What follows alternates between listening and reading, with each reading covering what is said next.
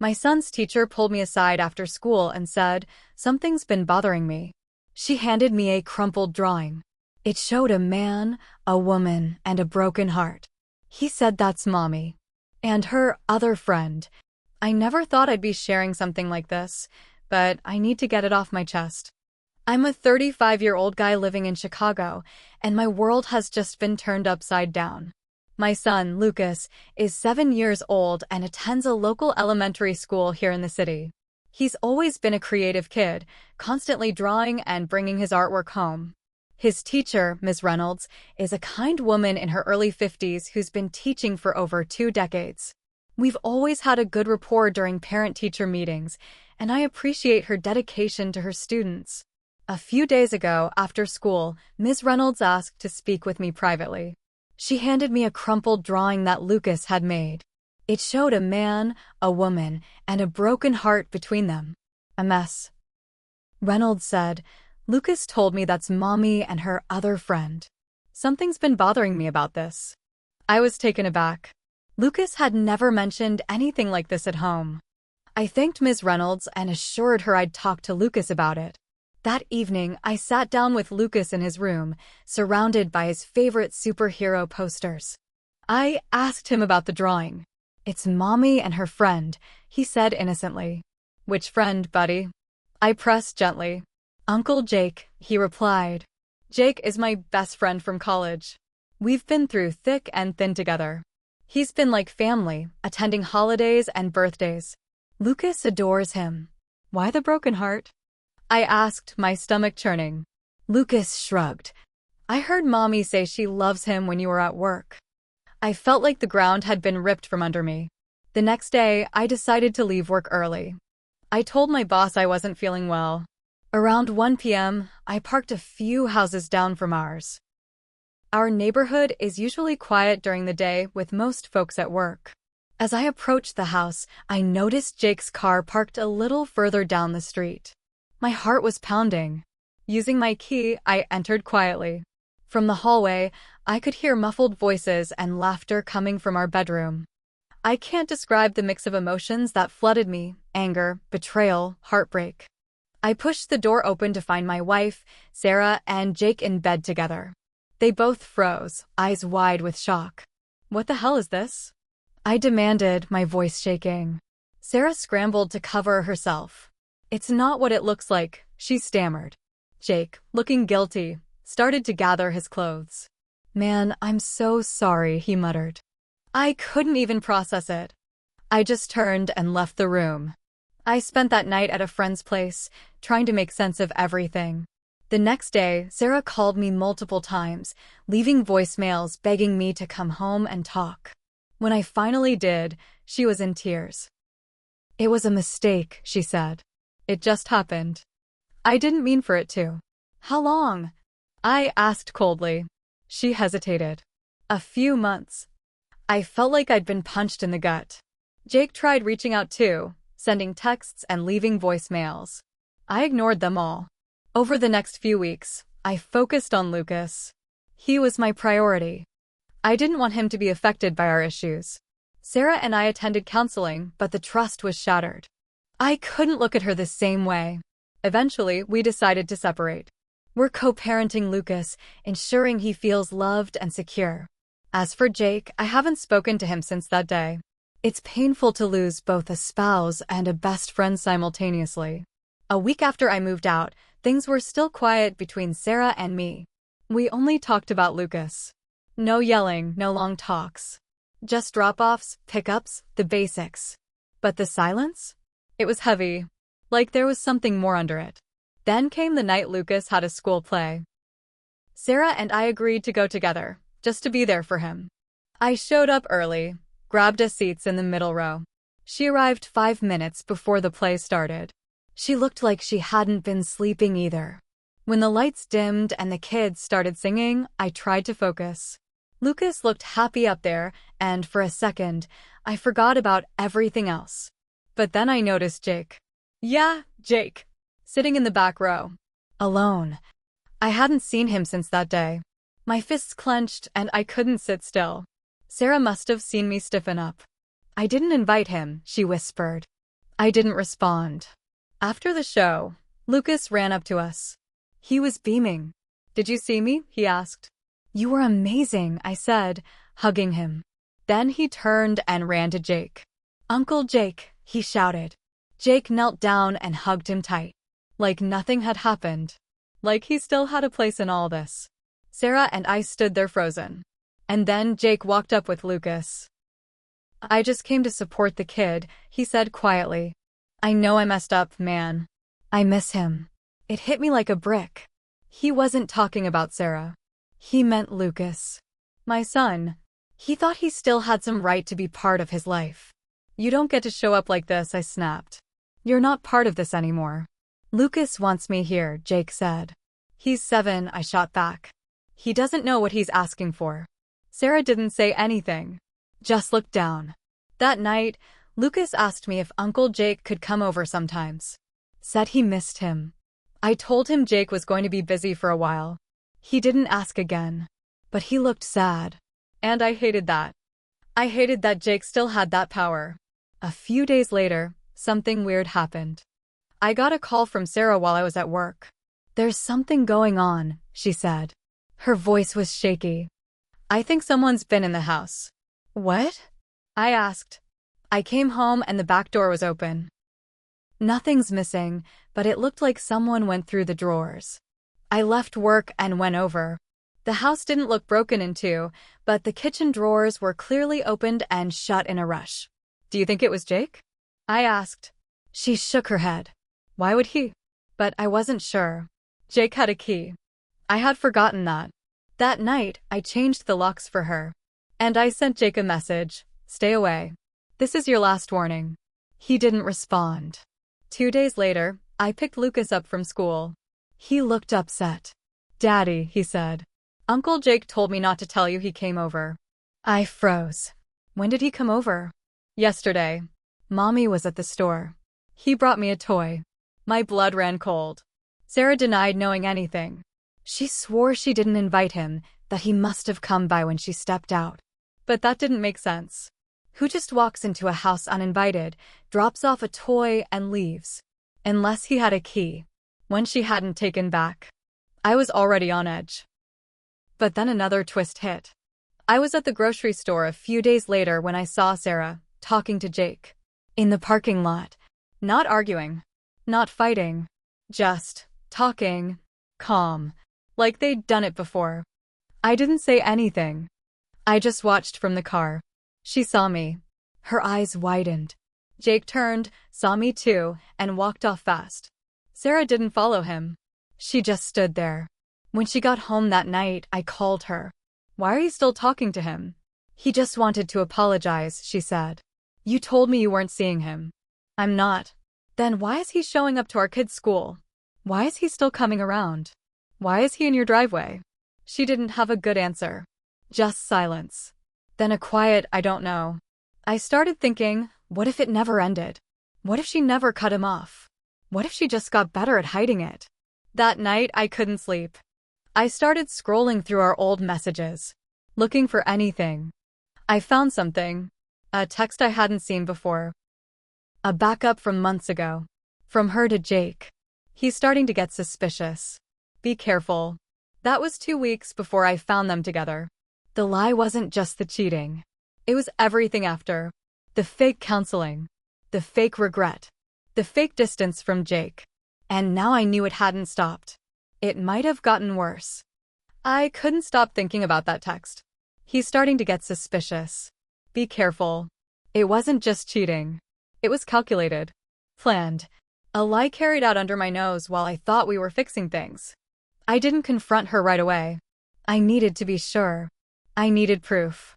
Not for me, because by this point, I didn't care what she said, but for Lucas. If custody ever became a fight, I had to be ready. So I did something I never thought I'd do. I bought a cheap voice recorder.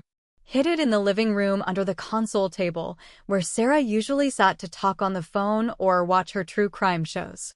It had a motion sensor. Whenever someone walked in, it would record.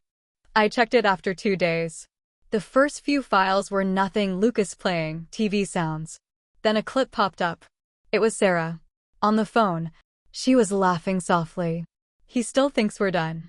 Yeah, I know. He's clueless. Silence. Then, no, I'm not going to tell him.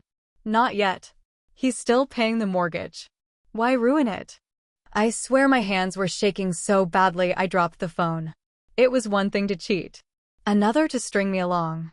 But to use me, to keep me paying the bills while she ran around behind my back? That's when something in me snapped. I met with a lawyer the next day. Not to talk divorce. That was already in motion. I needed advice about custody, about the house, about protecting Lucas from what this was becoming. The lawyer was blunt. Start documenting everything, she said. You're going to need it. So I did. I checked the recorder every night. Most days were boring. But once in a while, I caught enough to build a story. And then came the biggest twist. It wasn't just Jake. There was someone else. A new voice. Not Jake's. Some guy with a deeper tone. I couldn't hear everything, but I heard her call him Brian. She laughed and said something like, well, at least you're not best friends with my husband. And that's when I realized Jake wasn't even the final betrayal. There was a pattern. She was keeping them both around. Maybe more. That night, I finally asked her, who's Brian? She went pale. Tried to play dumb at first. Then broke down. He's no one. Just a guy I met at work. At work? I snapped. You said you quit 2 months ago. I did, she whispered. But I still see some of the people. We grabbed coffee a few times. And Jake? I asked. She looked down. It wasn't over. I tried, but it wasn't over. I stood there, in that living room, in the house I still technically owned, and I felt completely done. Not just hurt. Numb. She wasn't sorry. She was just caught. Again. Lucas was in his room playing with his action figures, totally unaware of what his mom had become. And I had no clue how to keep him safe from the chaos she was dragging into his life. That night, I emailed my lawyer. We need to go for full custody. Emergency order if we have to. She's unstable. She replied the next morning. Start gathering character witnesses. Anyone who knows what's going on. Teacher, neighbors, family. And then it hit me, Ms. Reynolds, Lucas's teacher. The one who first warned me. I called the school, set up a meeting. She didn't hesitate. Lucas talks more than you think, she told me. I've heard things over the last few weeks, things that made me worry. He said there are new people at the house a lot. That sometimes he stays in his room with headphones on when Mommy's talking loud with friends. I asked if she'd be willing to write a statement. She agreed. Piece by piece, I started building a case. And then, just when I thought I had everything lined up, a new problem dropped into my lap. Jake showed up at my office. Not the house. Not a bar. My job. I was walking back from lunch when I saw him leaning against the wall outside our building. He looked rough. Thinner. Greasy hair. Hollow eyes. I need to talk to you, he said. I have nothing to say to you, I told him. I think Sarah's dangerous, he said, eyes darting. I think she's setting us all up. That stopped me. What the hell are you talking about? I think she used me, he whispered. I thought she loved me. But I caught her with some other guy 2 weeks ago. She told him the same stuff. Same stories. I don't think she cares about anyone. She gets what she wants and moves on. Then why are you here? Because I think she's gonna drag you down with her. She told me you hit her. I froze. What? She said if anything goes to court, she has messages and evidence that you're abusive. That was a lie. A total lie. I'd never laid a hand on her. Ever. Jake handed me a thumb drive. She asked me to record a call. Said she needed it to protect herself. I did. But I kept a copy. I didn't even ask why. I just took it. Back at home, I played the file. It was Sarah. Clear as day. Just say he scared you. Say he's been angry lately. It's not like they can prove anything. Jake, in the recording, sounded hesitant. That's serious, Sarah. He's Lucas's dad. Exactly. If he thinks he can take Lucas from me, he's wrong. She was planning it. She was getting ready to frame me. Not just cheat. Not just lie. She wanted to destroy me. I waited a day before making my next move. It wasn't just about me anymore. Sarah had crossed a line no one should ever cross. She wasn't just unfaithful, she was willing to fabricate abuse, ruin my reputation, risk my relationship with my son, just to stay in control. I met with my lawyer again. Gave her the audio file. She listened to it twice, stone-faced, then looked at me and said, "We need to act now. Emergency custody hearing. Get statements from everyone." So I did. Ms. Reynolds provided a written statement. A neighbor confirmed multiple unfamiliar cars coming and going from the house at odd hours. My sister, who had watched Lucas and seen how withdrawn he got after visiting Sarah's place, also gave her account. And then I served her. Sarah got the papers on a Monday afternoon. 2 hours later, she was banging on the door of my apartment. I opened it. "You really did this?" she yelled. "Emergency custody? You're taking my son away from me." I didn't yell back. I held up the phone. "You want to talk? We can talk with the recorder on. Just in case." Her face shifted. Rage melted into panic. "That's not fair," she said, voice dropping. "You don't understand what I've been going through. I understand you cheated, lied, used me, then planned to frame me. I think I understand plenty." She started crying. "I didn't mean for it to get this far. But it did. And now there are consequences." She tried the guilt card next. "Lucas needs his mother. Lucas needs stability. He needs a parent who doesn't lie every time they open their mouth." She left, sobbing. 2 days later was the court hearing. Jake didn't show up, but his name came up in the file. Sarah showed up with a lawyer and a fake calmness that didn't last long. As soon as my lawyer played the audio recording in court, you could see the blood drain from Sarah's face. The judge paused the hearing, asked both sides to approach the bench. After that, everything moved fast. Sarah lost temporary custody. I got emergency sole custody of Lucas. Supervised visits were granted to her for the next 6 weeks, pending a full evaluation. When we left the courthouse, Sarah didn't even look at me. But I heard her mother call after me in the parking lot. "I'm so sorry," she said quietly. "We didn't raise her to be like this." "I believe you," I said. "But I can't protect her from herself anymore." Lucas stayed with me. It wasn't easy explaining to him why he wasn't going back to Mommy's house that weekend. "She's just not feeling well, buddy," I told him. "She needs some time." He nodded slowly. "Is she mad at me?" "No, never. This has nothing to do with you. We both love you. That'll never change." And for the first time in a long time, I felt like I said the right thing. Sarah tried to contact me once, sent an email with a long apology. Said she was going to start therapy. That she didn't even recognize herself anymore.